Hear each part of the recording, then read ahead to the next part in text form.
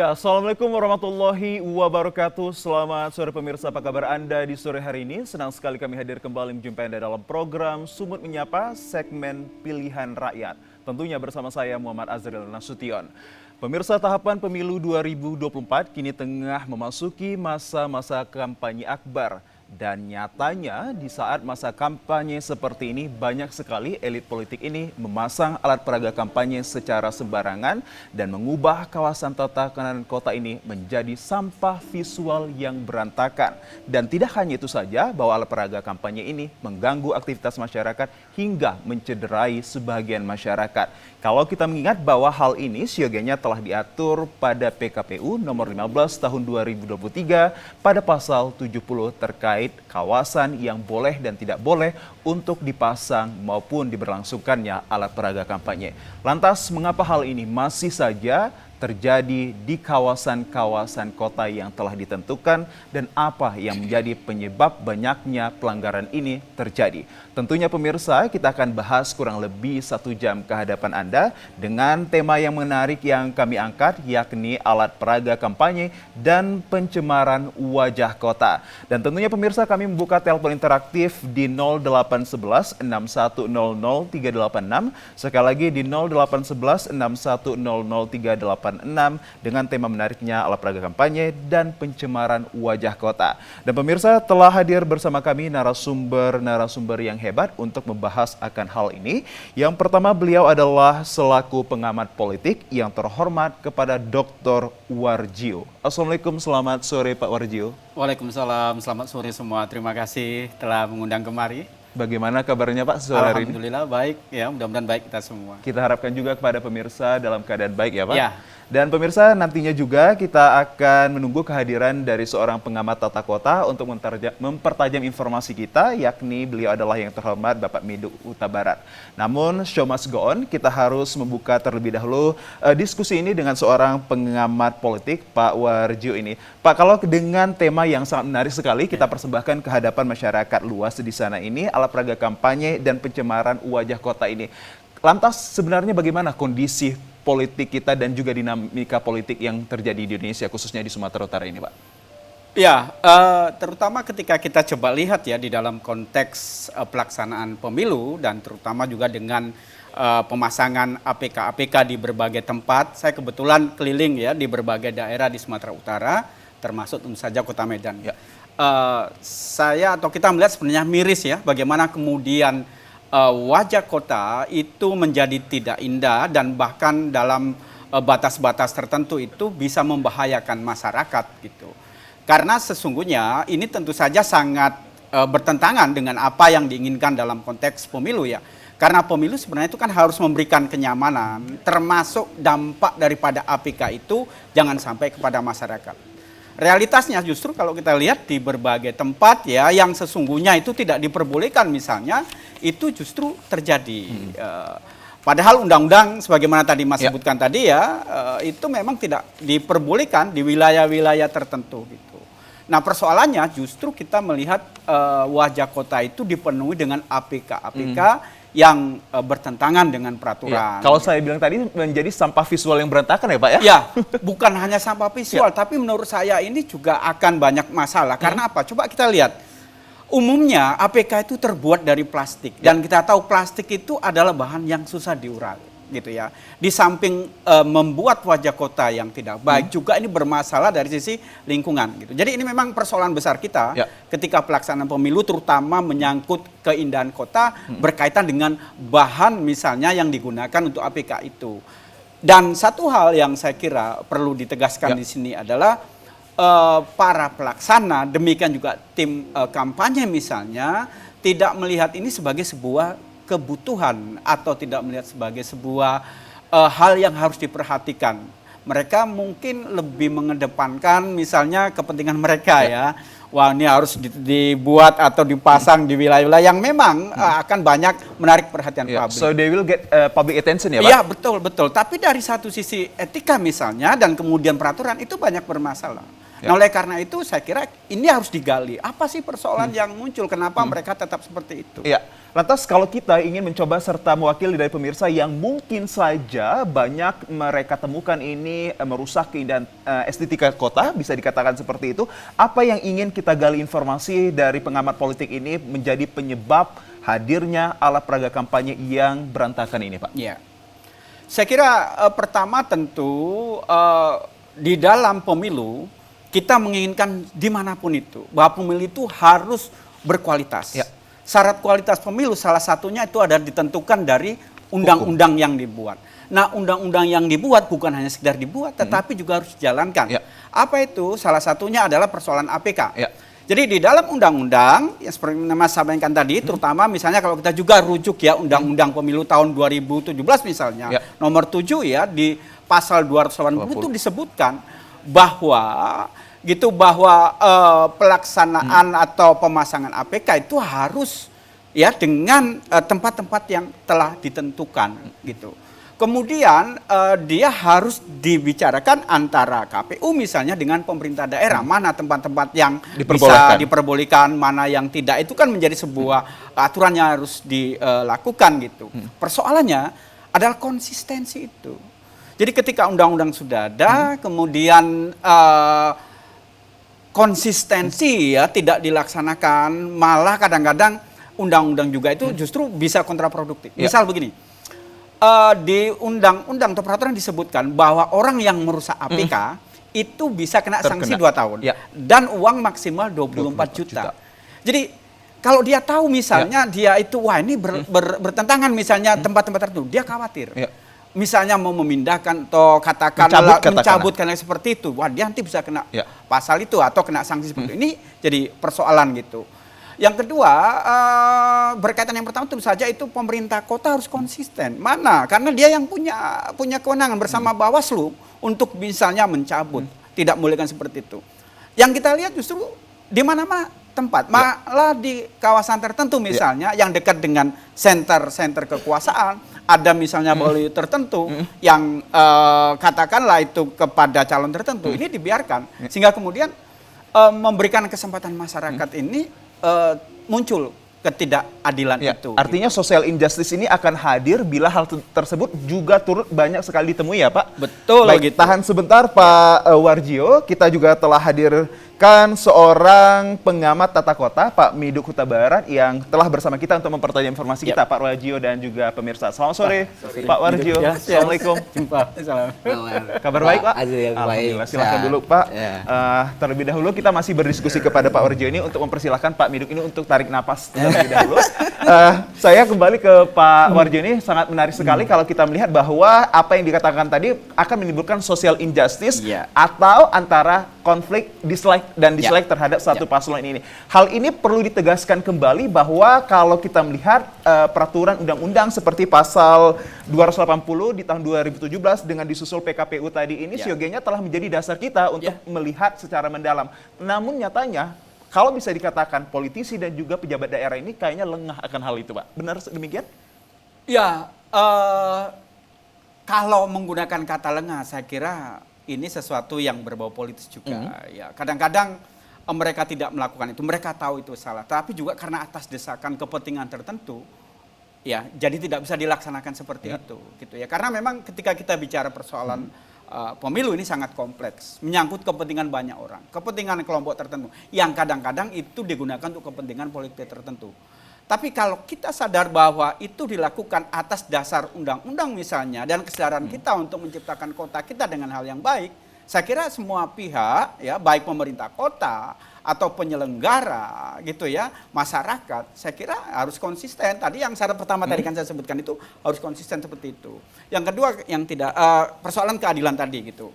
Karena kalau misalnya diberikan kesempatan kepada kelompok tertentu, misalnya APK tertentu tidak dicabut, tapi yang lain dicabut, ini kan menimbulkan kecemburuan. Bisa juga nanti konflik kan seperti itu. Jadi saya kira ini satu hal yang penting ya harus diketahui. Yang ketiga saya kira memang pendidikan terkait dengan informasi, terkait dengan pemilu terutama masalah APK itu juga harus diberikan gitu ya kepada masyarakat, kepada pemerintah juga berarti ya Pak harus saya kira seperti itu semua gitu. Jadi ini sesuatu yang saling mempengaruhi. Yang keempat saya kira ini terkait dengan kurangnya pendidikan sustainable development. Ya. Apa itu? Sebuah pemahaman kita bagaimana kemudian kita ke depan ini memandang aktivitas termasuk pemilu harus dikaitkan dengan sustainable development. Ya. Kita tahu bahwa misalnya rata-rata APK itu tadi kan saya sebutkan sumbernya atau dibuat daripada plastik.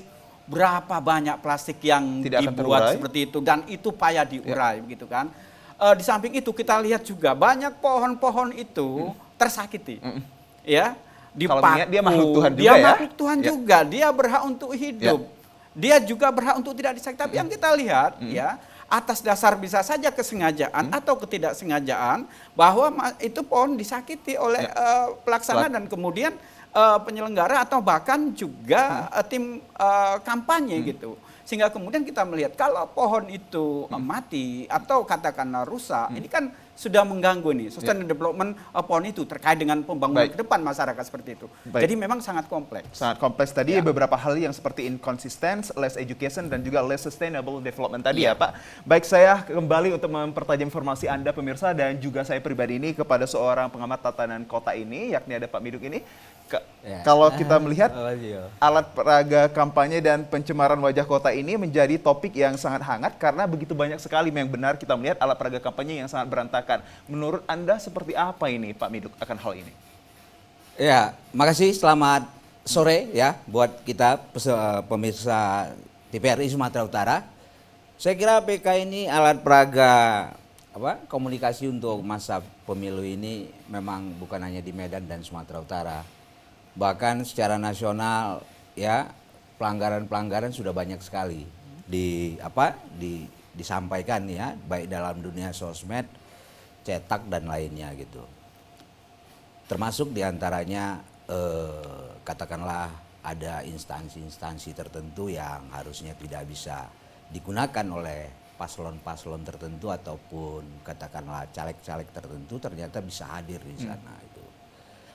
Dan kalau kita lihat konteks Medan dan Sumatera Utara, saya kira saya dari melihat wajah kota ya, karena ini antara APK dengan wajah kota secara visual tadi Bang Ajril katakan gitu.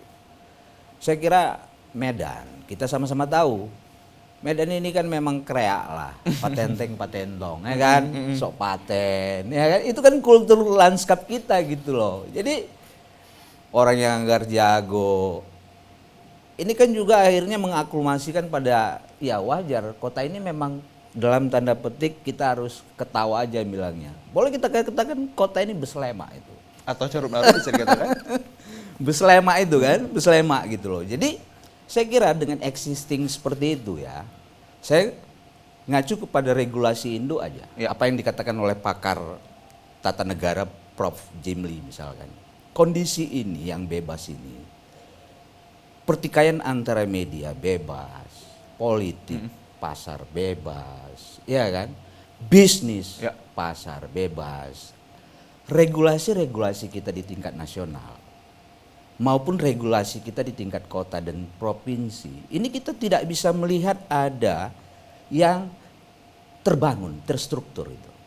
Kota, inti kota, periferi dan pinggir kota secara struktur dan pola ruangnya ini tidak bisa mengawal regulasi itu biar bisa diaplikasikan di lapangan itu seperti apa itu.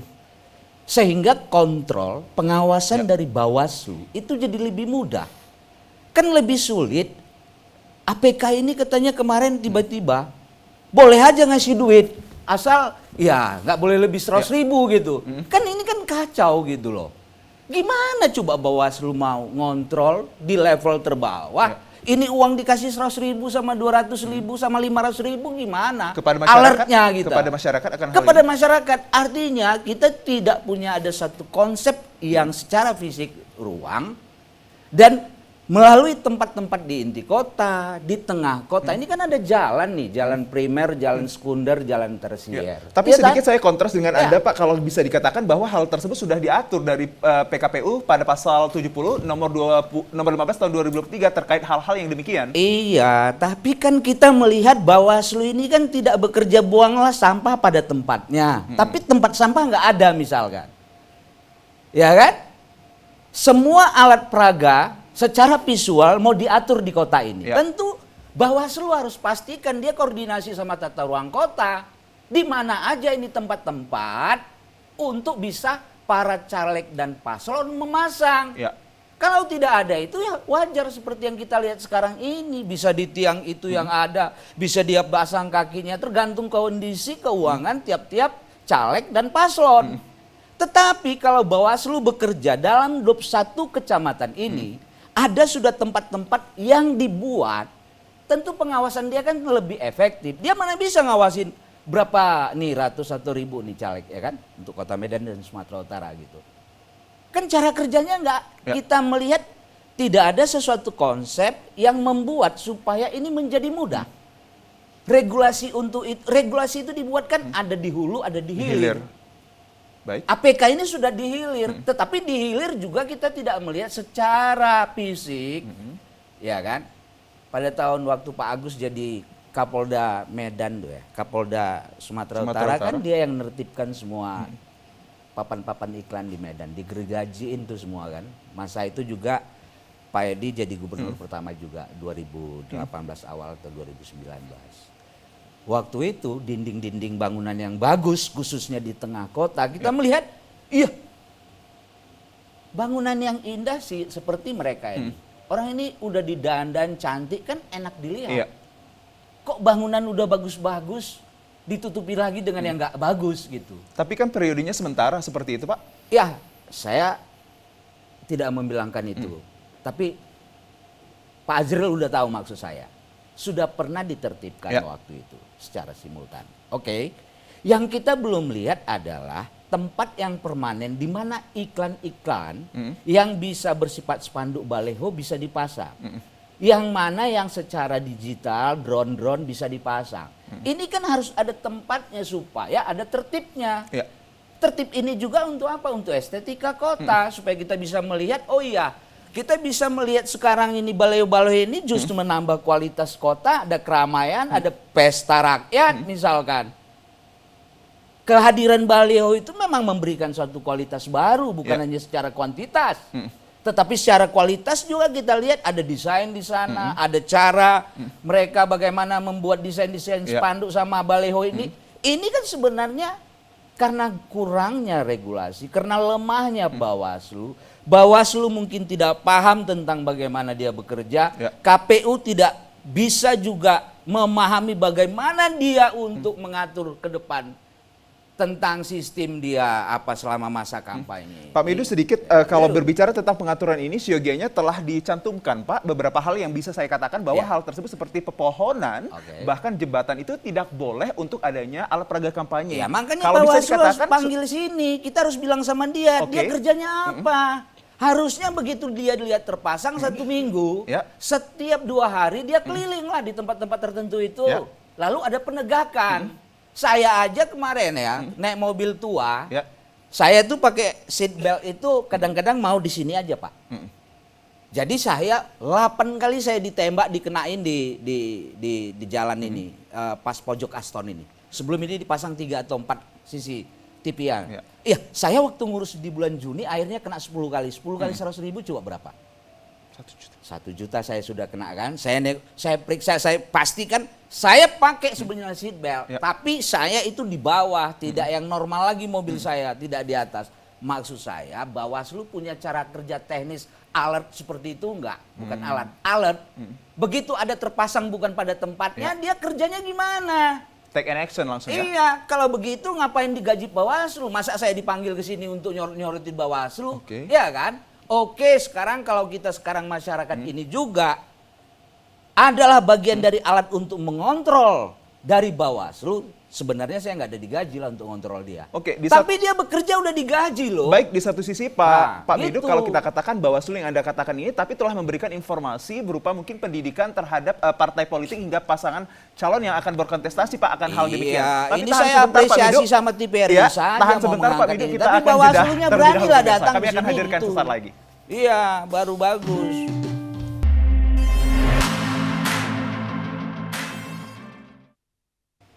Ya, pemirsa, terima kasih Anda masih bersama kami dalam program Sumut Menyapa dengan segmen Pilihan Rakyat, tentunya dengan tema alat peraga kampanye dan pencemaran wajah kota, tentunya masih bersama saya Muhammad Nasution. Tadi kita sudah sangat menarik sekali untuk membahas di segmen awal tadi terkait gambaran-gambaran kecil yang masih kita kasih ke pemirsa ini terkait informasi dari kedua narasumber ini. Lantas saya coba lagi beralih kepada Pak Warjo ini. Kalau dari pengamat tata kota tadi Pak Miduk mengatakan bahwa bisa dikatakan Bawaslu ini kurang bekerja akan hal ini, dan bahkan kalau menyisir di hal-hal yang kecil terkait tempat-tempat ini meski sudah diatur dengan undang-undang, tapi itu tidak sependapat dengan Pak Miduk ini. Menurut Anda seperti apa ini Pak terkait tentang peraturan dan juga kehadiran dari Bawaslu yang kurang? Ya, peraturan kan sudah ada ya. Tadi yang disebutkan berdasarkan misalnya kalau rujuk Undang-Undang Pemilu tahun 2017 nomor 7 pasal 280 jelas gitu ya pengaturan APK itu seperti apa. Ya. Persoalannya ini sebenarnya tinggal action, terutama yang dilakukan harus menjadi perhatian. Saya setuju dengan apa yang disampaikan oleh Pak Midu, bagaimana kemudian mempush peran Bawaslu dan juga pemerintah daerah, karena memang untuk penetapan wilayah-wilayah di mana harus dipasang itu juga harus berkoordinasi dengan pemerintah kota gitu. Nah, mereka ini harus banyak berperan besar. Kenapa? Yang pertama memang secara legalitas undang-undang mereka yang punya kuasa. Pengawas ya? Pengawas untuk mengatur, malah juga melakukan tindakan. Ya. Nah, persoalannya tindakan itu tidak dilakukan, malah terkesan ada seolah-olah seperti pembiaran. Di mana-mana terjadi. Ini juga harus perlu menjadi perhatian. Kenapa seperti itu ya? Jadi kalau hukum tidak dilaksanakan secara baik gitu, dan kemudian tidak ada koordinasi juga yang baik atas kepentingan itu, maka APK itu ya bisa terjadi dengan tidak mengindahkan persoalan etika, juga persoalan keindahan gitu ya. Oleh karena itu saya kira penting, tadi saya sebutkan bahwa masalah APK bukan masalah persoalan hak daripada setiap calon yang ikut terlibat di dalam pemilu, tetapi juga harus diperhatikan masalah etik, kemudian implementasi daripada undang-undang, dan juga lingkungan. Karena kalau misalnya etik tidak dilaksanakan, kemudian tidak konsisten dengan undang-undang, dan kemudian merusak, itu kan sesuatu yang membuat kita itu melihat wajah kota misalnya terkait dengan APK itu menjadi sesuatu yang tidak indah ya. Nah, oleh karena itu harus didorong ini. Bawaslu, pemerintah kota harus melaksanakan apa yang menjadi tugasnya. Toh mereka dipilih karena memang tugasnya untuk itu dan punya wewenang untuk itu. Tadi Anda juga mengatakan bahwa Bawaslu ini sepertinya melakukan pembiaran terhadap alat peraga kampanye yang carut marut, kalau bisa saya katakan. Apa karena mungkin salah satu pejabat daerah yang ada di sini adalah kelompok ataupun famili dari penguasa di Republik Indonesia ini? Saya tidak melihat itu sebagai sebuah sesuatu yang penting dalam konteks begini. Karena bisa saja di wilayah yang lain kan berbeda gitu. Tapi maksud saya adalah bahwa siapapun dia, pemerintah kota, dimanapun, demikian juga dengan Bawaslu misalnya harus melaksanakan tugasnya tanpa melihat atau punya kepentingan tertentu, karena misalnya punya hubungan tertentu ya, misalnya dengan calegnya, dengan katakanlah paslon tertentu, dengan calon presiden tertentu. Itu tidak dibenarkan, karena dalam pemilu kita harus bersifat adil, netral dan fair, sehingga kemudian memberi kesempatan yang luas gitu. Dan lebih penting daripada itu adalah kita harus membangun pemilu itu yang berkualitas, salah satunya diukur dengan pelaksanaan undang-undang. Bagaimana pelaksanaan undang-undang? Harus dilaksanakan oleh yang diberikan tanggung jawab. Oleh karena itu misalnya Bawaslu melihat tata kota atau melihat APK ini tidak betul, maka dia harus bertindak. Apakah bisa dikatakan Bawaslu ini juga tidak paham akan hal ini? Saya kira dia paham, karena dia juga ketika itu sudah ada training, sudah ada pelatihan ya, secara struktural gitu. Yang jadi persoalan adalah kenapa dia tidak melakukan itu. Saya kira ini juga perlu penelitian mendalam ya. Apakah karena ada desakan tertentu atau karena ada kepentingan tertentu. Ini yang harus dihilangkan gitu. Karena tugasnya adalah memang gitu ya, menjadi pengawas pelaksanaan pemilu dan melakukan tindakan sebagaimana diatur undang-undang agar pemilu itu bisa berjalan dengan baik. Karena kalau tidak ya kita melihat kota dengan kasus APK ini menjadi melihat kota ini tidak nyaman gitu ya. Keindahannya sudah luntur. Keindahannya sudah luntur, kemudian juga merusak lingkungan, dan bahkan jika misalnya tidak diatur atau sembarangan itu bisa merugikan orang kan. masang tertentu dengan kondisi yang tidak apik, bisa menimbulkan mencelakakan orang. Ini kan jadi persoalan. Oleh karena itu saya kira betul bahwa orang-orang atau lembaga seperti Bawaslu itu harus punya pemahaman terhadap kepentingan ini. Bukan saja dari sisi undang-undang, juga harus melihat dari sisi etika, juga kepentingan masyarakat secara luas, dan tentu saja harus perspektif sustainable development itu gitu. Jadi harus menghargai misalnya pohon ya yang disakiti karena pemasangan etika itu, dan ruang-ruang publik sosial misalnya apakah ini dipasang di depan sekolah, dipasang di rumah-rumah ibadah yang sebenarnya itu tidak diperbolehkan gitu. Jadi banyak persoalan sebenarnya kalau kita lihat mengenai masalah APK itu. Baik, tahan kembali Pak Warjo, saya beralih ke informasi lainnya, yakni ada Pak Miduk. Tadi kalau kita katakan bahwa Pak Warjo mengatakan Bawaslu ini sepertinya melakukan pembiaran akan APK yang carut marut, kalau bisa saya katakan. Mungkin saja persoalannya ini terjadi karena mungkin ada desakan-desakan tertentu akan hal itu. Menurut Anda demikiankah Pak? Ya, itu kan kita sulit untuk melacaknya ya. Mungkin masyarakat secara visual melihat, misalkan ketika kita sebulan lalu lewat dari Jalan Balai Kota ini, yang pertama kali kita lihat yang di pojok itu adalah Videotron Paslon 1. Besar sekali. Benar. Selebar ini. Dialah yang paling pertama sekali. Mencolok kan sekali. Mencolok sekali. Ya kita kan nggak bisa melihat itu langsung bilang ini karena desakan, ini karena ada kepentingan kelompok atau barisan tertentu di sana. Kita kan hanya bisa mengatur bagaimana masing-masing paslon ini di tempat-tempat yang sudah ditetapkan ada keadilan di sana. Bukan karena seolah-olah ada PPIP. Ya. PPIP ini karena dibayar lagi. Iya kan? PPIP ini karena dibayar. Akhlak diukur dengan bayaran. Repot. Makanya saya pernah bilang kalau saya melanggar ini, lalu lintas ini, kembali saya ambil contoh itu. Spion saya nggak ada, helm saya nggak ada. Kau jangan minta uang sama aku. Harusnya kau tahan aja SIM saya gitu. Karena perbuatan saya yang harusnya disuruhnya untuk lengkapi spion, lengkapi helm, kok jadi 86. Ini kan sesuatu perbuatan kok jadi benefit. Keuntungan yang Pihak makanya keadapan kita nggak terbangun. Gitu loh. Iya kan?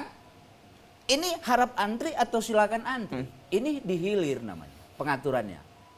Ketika kita masuk diterapkan, ini lebih dulu nih swasta baru pemerintah. Di pemerintah makin kacau nih, di mana-mana kita nggak pernah dapat nomor. Nomor tuh pertama kali di Medan ini juga adalah pihak-pihak bank. Kita ambil nomor, silakan antri. Itu pengaturan dihilir supaya siapapun kita, anak siapa juga kita, dompet sama. Kita tebal apapun ya sama gitu loh. Ini pengaturan dihilir. Ya kan? Pengaturan di hulu adalah untuk dia satu ruangan tertentu. Ya kan? Disduk capil bank tertentu di level tingkat tengah kota, pinggir kota, di antara kota. Ini kan ada kapasitas. Benar.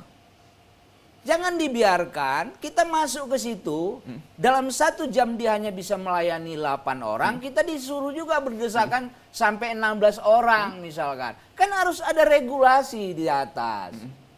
Ada regulasi di tengah, ada regulasi yang bersifat aplikatif di bawah.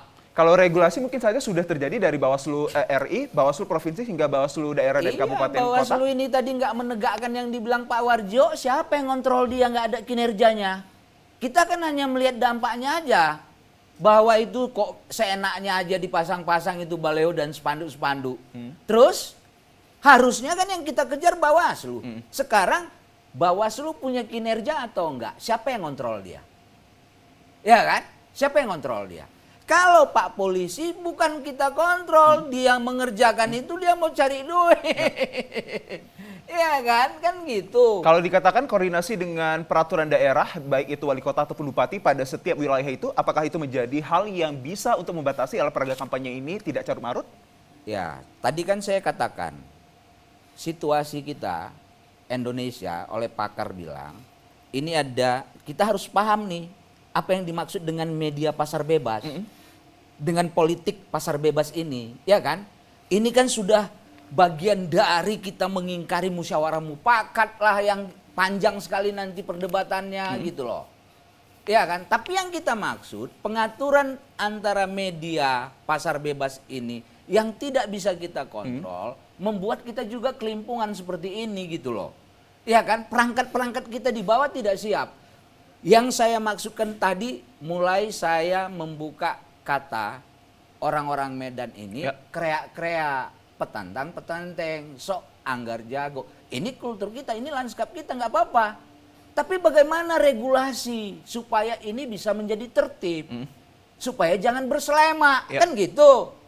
Tentu kota ini ada strukturnya, orang-orang planner tahu. Ada struktur ruang, ada pola ruang. Pola ruang itu berkaitan dengan pemanfaatan dia, ruang itu.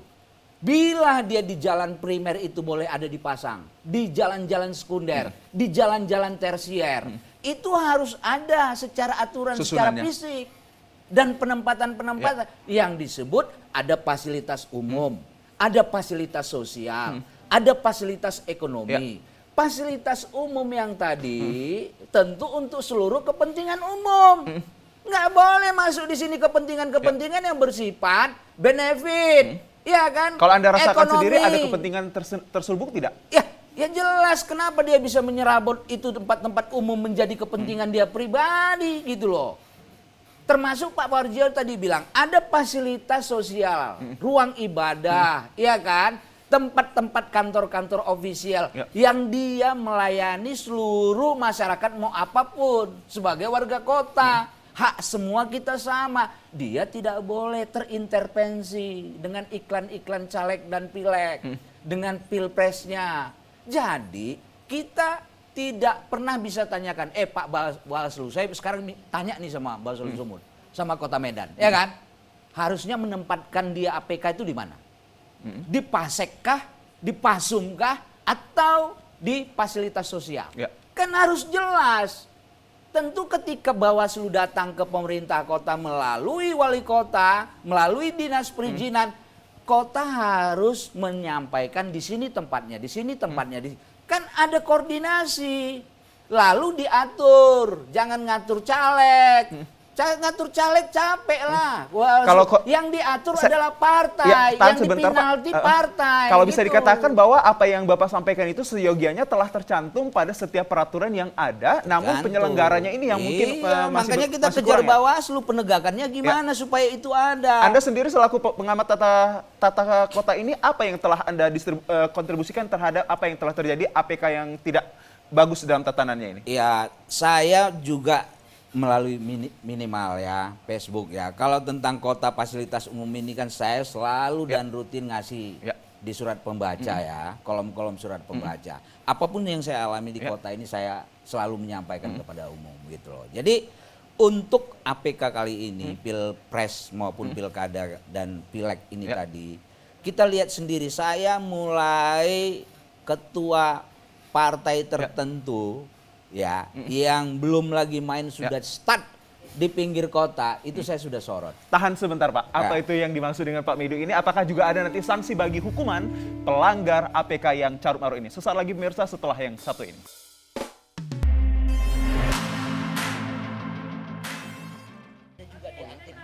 Ya pemirsa, pemasangan alat peraga kampanye yang tidak pada tempatnya alias sembarangan ini, apakah ada nantinya bagi sanksi ataupun hukuman yang diberikan kepada mungkin saja tim parpol ataupun politisi yang memasang alat peraga kampanye ini pada sembarangan tempat? Kita coba kembali menggali informasi ini. Pertama kali saya ajak dulu Pak Warjio ini untuk membicarakan apa yang menjadi sanksi dan hukuman agar kita mengetahui ini Pak, bagi para politisi yang memasang APK tidak pada tempatnya. Iya, di dalam peraturan perundang-undangan sebenarnya sudah diatur bagi siapa yang merusak APK itu jelas sanksinya. Bukan merusak Pak, bagi yang politisinya yang memasang alat peraga kampanye yang tidak sesuai dengan aturan. Nah itu persoalannya, di undang-undang itu tidak disebutkan secara clear ya. Tapi misalnya saya nggak tahu persis ya apakah semua misalnya dikaitkan dengan katakanlah kota tertentu memiliki perda yang mengatur itu. Sebenarnya kalau dia bisa punya perda tertentu yang mengatur katakanlah keindahan kota, dia bisa membuat atau melakukan sanksi tertentu gitu. Karena urusan pemasangan APK ini kan berkaitan dengan Pemda atau pemerintah kota dengan Bawaslu gitu ya, bagaimana tempat-tempat pengaturannya. Nah, kalau misalnya ada perda misalnya yang ada kaitannya dengan itu bisa dikenakan gitu. Karena tidak semua kota memiliki perda-perda yang mengatur misalnya. Sambil contoh misalnya di daerah tertentu misalnya katakanlah kita sekedar komparasi ya, kalau di Pineng itu dia orang tidak boleh berjualan di pinggir jalan tertentu. Apalagi misalnya memasang alat APK tertentu misalnya seperti itu. Nah, di Medan setahu saya itu entah mungkin saya salah ya, belum ada pengaturan terkait dengan tata kota yang berbicara demikian itu gitu. Jadi tapi mungkin di daerah lain bisa saja ada. Ya. Nah, itu bisa digunakan. Jadi sanksinya seperti apa? Apa yang sudah atau tersurat di dalam peraturan itu bisa dijalankan gitu. Jadi ini saya kira persoalan ke depan juga ya, karena undang-undang gitu ya tidak hanya berbicara tentang terkait dengan persoalan perusakan itu, tetapi juga bagaimana pelanggaran di tempat-tempat yang tidak dibenarkan seperti itu. Karena itu bisa membuka peluang oleh siapapun untuk menempatkan sehingga kemudian itu dijalankan dengan tidak betul gitu ya. Yang jadi persoalan kita jangan sampai kemudian ini ada relasi kuasa, benar, gitu ya, di antara gitu ya. Penyelenggara pemilu misalnya dengan kekuatan-kekuatan tertentu sehingga bisa untuk dia tetapi tidak bisa untuk orang lain. Nah, ini jadi persoalan juga di dalam menilai kita kualitas pemilu itu. Nah, oleh karena itu saya kira hal yang sedemikian di dalam pelaksanaan pemilu harus dipinggirkan betul-betul sehingga kemudian masyarakat bisa merasa nyaman berjalan di kota, tidak khawatir dengan dampak daripada APK itu. Tidak terganggu sana sini. Tidak terganggu sana sini. Kota juga merasa atau kita merasakan keindahan seperti dalam kota gitu. Jadi saya kira ini sesuatu yang menurut saya harus dipikirkan betul dan memandangnya bukan hanya tentang keberadaan kota, tetapi juga eksistensi secara filosofis. Sebab kota adalah sebuah simbolik peradaban masyarakat. Kalau pengaturan APK saja tidak baik, maka sebenarnya simbolisasi peradaban kota juga tidak baik gitu. Karena ini menyangkut persoalan keindahan. Artinya kalau setiap dalam penyelenggaraan pemilu ini perlu dilakukan ataupun ditinjau ulang terhadap peraturan daerah seharusnya diterbitkan terhadap alat peraga kampanye ini yang mungkin tidak diatur secara nasional, begitu? Iya, saya kira ada inline-nya seperti itu gitu ya. Jadi kota-kota perlu mengatur wilayahnya dengan peraturan-peraturan perda tertentu, misalnya di wilayah tertentu nanti itu kan inline kalau misalnya dalam pelaksanaan pemilu, jadi dia bisa menindak gitu ya. Kalau secara administratif terhadap parpol ataupun politisi yang memasang alat peraga kampanye tidak sesuai, ada? Ya, saya kira undang-undang tidak banyak mengatur itu, hanya disebutkan sebagai orang yang melanggar itu merusak misalnya seperti itu. Hanya seperti itu berbicara. Kalau untuk partai tidak ada satu peraturan yang menjurus tertuang seperti itu gitu. Jadi berarti sedikit kontras ya Pak, kalau contohnya hal itu tidak dilakukan namun masyarakat yang ingin mencabut secara sukarela ini akan terkena hukuman. Iya, itu kan jadi problem kita gitu ya. Jadi seolah-olah itu hanya untuk masyarakat. Tetapi untuk katakanlah pelaksana gitu ya, tim kampanye gitu ya, penyelenggara, nah justru itu tidak kuat gitu. Oleh karena itu saya juga perlu menekankan ya, misalnya DKPP, satu lembaga yang di atas atau menilai KPU dan Bawaslu, dia juga harus itu menjadi satu penilaian. Kalau dilihat misalnya pemasangan APK itu bertentangan, maka DKPP juga bisa menindak kan Bawaslu untuk itu. Jadi peran DKPP juga harus kita dorong. Bukan hanya persoalan-persoalan di luar APK, tetapi APK juga harus dinilai oleh DKPP itu, apakah Bawaslu di wilayah kota tertentu itu melaksanakan atau tidak. Itu saya kira perlu jadi satu evaluasi juga gitu.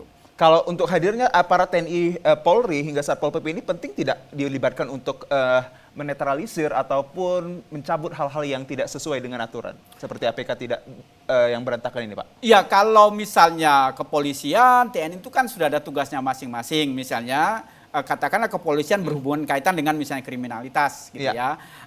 Kalau TNI itu terkait dengan keamanan gitu. Tapi tugas sebagaimana disebutkan di dalam pelaksanaan pemilu itu yang menjadi poinnya itu adalah pemerintah kota dan hal APK ya dengan Bawaslu gitu. Jadi saya kira lembaga ini yang harus didorong terutama juga oleh masyarakat. Maka menurut saya acara seperti ini oleh media, oleh TVRI menjadi bagian penting untuk memberikan pendidikan, memberikan peringatan gitu ya, masukan-masukan orang-orang seperti Bang Medok ini penting karena memang melihat kota itu sebagai sesuatu peradaban yang harus dinilai dari sisi etik, yang harus dinilai dari sisi praktis hukum, yang dinilai juga dari sisi sustainable development-nya, itu menjadi bagian penting. Jadi pemilu bukan soal berbicara kita milih siapa. Kontestasi doang. Kontestasi doang enggak. Itu praktik bagaimana kita melihat peradaban itu bisa berjalan atau tidak. Ya, Pak, nyatanya kita mungkin akan berada di penghujung acara malangnya ini. Kita ajak untuk Pak Warjo sebelum saya beralih ke Pak Miduk ini untuk menjadi harapan Anda terkait pemilu dan kontestasi 2024 nantinya seperti apa, khususnya dalam pelaksanaan penyelenggaraan APK-APK ini yang sesuai seharusnya, Pak. Yang pertama tentu kita berharap, gitu bukan berharap tetapi menginginkan pemerintah kota dan Bawaslu itu harus bekerja sesuai dengan peraturan tuntutan perundang-undangan. Kalau misalnya ada APK yang tidak sesuai berdasarkan peraturan atau tempat-tempat ditetapkan, tindak gitu. Dan jangan tebang pilih. Tebang pilih. Karena ini akan menimbulkan ketidakadilan gitu. Yang kedua, kita semua termasuk masyarakat juga harus melihat ini bahwa pemilu bagian daripada proses peningkatan kualitas masyarakat di kota. Dan terlebih adalah kita harus menjaga lingkungan. Kita tidak lagi memasang baliho-baliho itu di pohon-pohon. Pohon-pohon juga makhluk hidup. Kalau dia dipaku dia juga sakit gitu ya. Yang kedua perlu dipertimbangkan ke depan nanti dalam bentuk peraturan Misalnya sudah tidak boleh lagi menggunakan APK itu dengan plastik misalnya. Karena itu kalau kita lihat dalam proses pembuatannya dia susah terurai. Bayangkan berapa banyak kita melihat sekarang ini plastik-plastik yang digunakan di dalam APK itu kan menjadi sampah yang susah terurai dan itu akan berdampak terhadap lingkungan yang saya sebutkan itu pentingnya sustainable development melalui pemilu. Ya, baik, terima kasih Pak Warjo atas informasinya dan saya kembali beralih kepada Pak Miduk ini untuk memberikan satu harapan yang menjadi kebersamaan kita semua nanti mengharapkan pemilu 2020 ini berjalan sukses khususnya dalam tatanan kota ini agar APK ini bisalah sesuai dengan aturan. Tadi Bapak sudah mengkritisi, sekarang memberikan harapan kepada pemirsa. Ya, saya kira regulasi tadi Singkat baik secara ya, nasional maupun secara provinsial dan juga kota itu kan ada harus manifest di fisik. Tadi saya sudah pakai satu kata kunci. Kota itu ada struktur kota, ada pola ruang kota tentang pemanfaatannya. Tentang pemanfaatan itu ada nomenklaturnya, ada fasilitas ekonomi seperti pasar, ruko dan lain sebagainya, kantor-kantor ofisial. Ada fasilitas umum, ada fasilitas sosial. Ya toh? Nah sekarang yang tadi yang kita banyak sorot adalah para kontestan dan juga KPU dan Bawaslu. Partai sebagai pengusung ini semacam belum beri kita uraian lebih lengkap. Ini juga harus diatur. Karena dia juga kan untuk memunculkan, untuk menampilkan orang yang menjadi caleg dia. Ya, dia juga harus punya tanggung jawab, Pak. Iya kan? Supaya caleg-caleg dia juga dia ada filter dulu. Sudah ada merit di sana gitu loh. Tidak ujuk-ujuk tiba-tiba 2 hari dia jadikan anggota ini. Ya kan? Harapannya tanpa ada singkat proses. Pak, waktu kita sudah ini. Harapan singkat saya ini juga harus diatur. Makanya tadi saya katakan regulasi ini ada bersifat di hulu sampai ke hilir. Ya kan? Silakan antri, ambil nomor atau harap antri, kasih nomor. Oke, adabnya di mana? Silakan antri. Jangan silakan antri orang suruh diri-diri. Kasih tempat duduk, itu adab.